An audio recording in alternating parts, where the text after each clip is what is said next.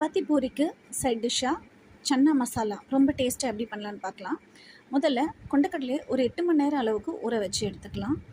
ஒரு குக்கரில் கொஞ்சம் தண்ணி வச்சு நம்ம ஊற வச்சுருக்க சன்னா, அது கூட கொஞ்சம் உப்பு, ஒரு 1/4 டீஸ்பூன் அளவுக்கு மஞ்சத்தூள் சேர்த்து ஒரு 4லேருந்து 5 விசில் வரைக்கும் ப்ரெஷர் குக் பண்ணி நம்ம எடுத்து வச்சுக்கலாம். ப்ரெஷர் ரிலீஸ் ஆன உடனே நம்ம ஓப்பன் பண்ணி பார்க்கலாம். கொண்டக்கடலை எல்லாம் நல்லா வெந்திருக்கு. இதை எடுத்து ஒரு ஓரமாக வச்சிடலாம். இப்போது ஒரு பேனில் கொஞ்சம் எண்ணெய் சேர்த்துக்கலாம். அது கூட பட்டை, லவங்கம், சோம்பு இது 3மே தாளிச்சிக்கலாம்.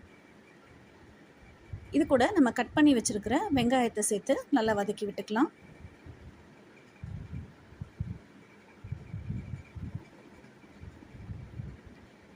வெங்காயம் நல்லா கலர் மாற வரைக்கும் நம்ம வதக்கி விட்டுக்கலாம். இது கூட கட் பண்ணி வச்சுருக்கிற 2 தக்காளியை சேர்த்து நல்லா கலந்து விட்டுக்கலாம். இந்த வெங்காயம் தக்காளி வதக்கிறதுக்கு தேவையான அளவுக்கு உப்பு, ஒரு 1/4 டீஸ்பூன் அளவுக்கு மஞ்சத்தூள் இது 2ம் சேர்த்து நல்லா கலரி விட்டுக்கலாம். தக்காளி நல்லா மசிஞ்சு வந்த உடனே நம்ம வேக வச்சுருக்கிற கொண்டக்கடலை ஒரு கையளவுக்கு எடுத்து இது கூட சேர்த்து நல்லா கலந்து விட்டு ஆற வச்சு மிக்சியில் அரைச்சி எடுத்து வச்சுக்கலாம்.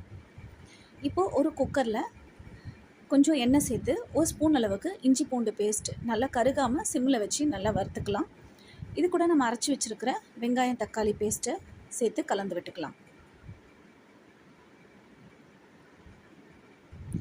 இது கொதித்து வரும்போது ஒரு 1/4 டீஸ்பூன் அளவுக்கு மஞ்சள் தூள், 1 ஸ்பூன் அளவுக்கு உப்பு, 1/2 டீஸ்பூன் அளவுக்கு மிளகாய்த்தூள், 1 ஸ்பூன் அளவுக்கு சாம்பார் தூள்,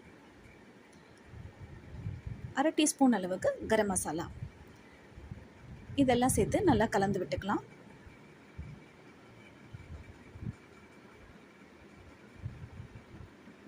இப்போது நம்ம வேக வச்சுருக்கிற சன்னாவை இது கூட சேர்த்து கலந்து விட்டுக்கலாம். ஒரு 1/2 டம்ளர் அளவுக்கு தண்ணி சேர்த்து குக்கரை மூடி ஒரு 3 விசில் ப்ரெஷர் குக் பண்ணலாம். ப்ரெஷர் ஆறினோடனே குக்கர் ஓப்பன் பண்ணி பார்த்து அது கூட கொத்தமல்லி சேர்த்து நல்லா கலந்து விட்டுக்கலாம். ரொம்பவே டேஸ்டியான சன்னா மசாலா ரெடி. நீங்களும் ட்ரை பண்ணி பாருங்கள்.